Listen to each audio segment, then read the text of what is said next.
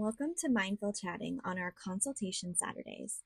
I want to talk about one of the biggest mistakes clinicians make when they start building a private practice, and that is trying to organize their ideas in a way their brain was never designed to think. We're taught to organize things in lists, step 1, step 2, step 3. But most therapists actually don't think that way.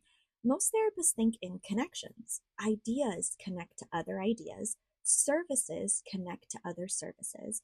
A client needs leads to a training idea, which leads to a program idea, which leads to a workshop idea. And suddenly your brain has 25 open tabs and no clear place to put any of them. And that's where mind mapping becomes incredibly powerful. In today's episode, we're going to talk about why traditional organization systems overwhelm clinicians, how mind mapping works with the way your brain actually processes ideas, and how you can use mind mapping to organize your private practice, services, referrals, and your future growth. Let's get into this. Welcome to Mindful Chatting, a podcast where therapy meets real life. I'm Kristen, a therapist, business owner, and a lifelong student of what it means to fully show up in our relationships, in our work, and in our healing. Here, we unpack mental health concepts, explore mindfulness tools, and talk through the messy, beautiful, in-between moments that shape us. Whether you're a fellow clinician, a curious listener, or someone navigating your own growth, this space is for you. Let's chat. So why do therapists struggle with organization? Most clinicians are trained in clinical thinking, not business thinking.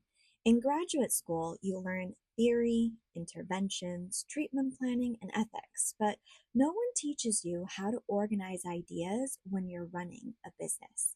So what most therapists do is they keep ideas in random notebooks, phone notes, sticky notes, or even half-finished documents, which leads to a constant feeling of, I know I have ideas, I know what I want to do, but I can't see the big picture.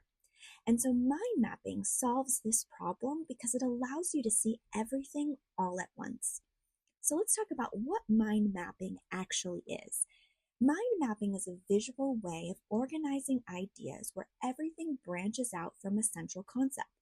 Instead of writing private practice, marketing, services, referrals, finances, you visually expand outward. So for example, you're going to write private practice, which leads to services, which leads to client populations, marketing, referral networks, programs, or workshops. Each branch then expands further on that topic. And your brain naturally builds networks of ideas, not lists. So when you use mind mapping, you're working with your cognition instead of against it. Here's a quick note for my clinicians listening. If you're looking for a charting and practice management system that doesn't make you want to scream, well, guess what? I use TherapyNotes. It's clean, reliable, HIPAA compliant, and honestly saves me hours every week. You can try it with my link in the show notes. So how does mind mapping help private practice owners? Mind mapping is especially useful in private practice because you are constantly juggling multiple roles. You're a clinician, you are a business owner, you're a marketer, you're a referral partner, and you're often a program developer. A mind map allows you to visually track all of these layers without feeling like everything is scattered and all over the place. For example, you could create a practice mind map with branches like services, marketing, referral networks, future programs, professional development. And then under the services branch, you might expand into individual therapy, clinical supervision, consultation, workshops. And then under marketing, you might expand into social media, podcasting, websites, networking. Suddenly, you can see how your practice ecosystem fits together. Now, I want to talk about an idea parking lot. It is one of the most powerful uses. One of my favorite uses of mind mapping is what I like to call idea parking lots. Clinicians are idea generators. You might be in session and suddenly think, this could be a group, or this could be a training, or this could be a digital product. But if you don't have a place to put that idea, It either disappears or clutters your brain. When you have a mind map, you can drop these ideas into categories like future trainings, future programs, content topics, professional collaborations. This frees your brain from trying to remember every beautiful idea that comes across. For any clinicians tuning in, if insurance billing is the part of your practice that drains your soul, Headway will be your best friend. They get you credentialed, send you referrals, manage your billing, submit your claims, all the stuff none of us went to grad school for. It's free to join, and honestly, it's been a huge support for therapists who want to take insurance without drowning in the administration part. My link is in the show notes if you want to check it out. Another powerful use for mind mapping is referral networks.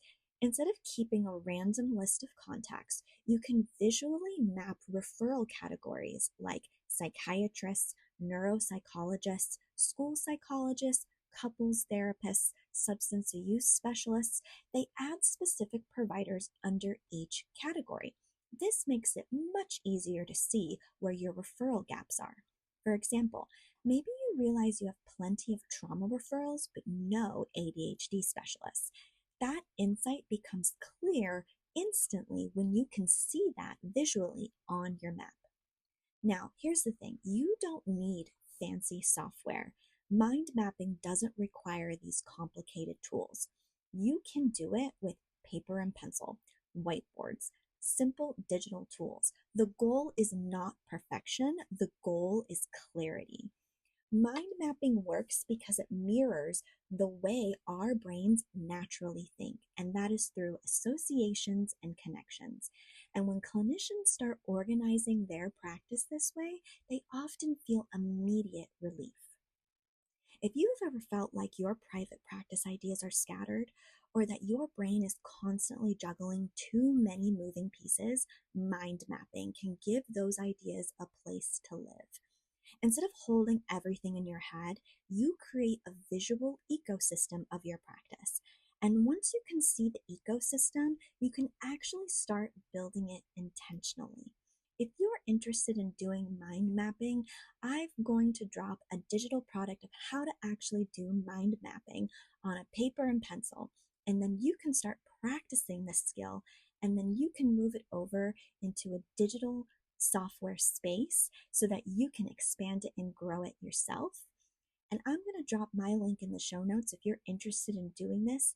And I can also drop in more links of the software I use when I use mind mapping for my own practice. Until then, be gentle with your mind.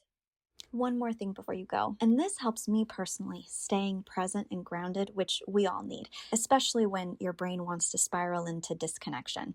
Me too. It's Brain FM. It's musically designed to help ADHD brains, well, really anyone's brain, focus, relax, or sleep, and I use it almost daily. If you want to try it, I've dropped my link in the show notes. And if you're looking for planning tools or ADHD-friendly resources, I'll keep a list of my favorite links in every episode.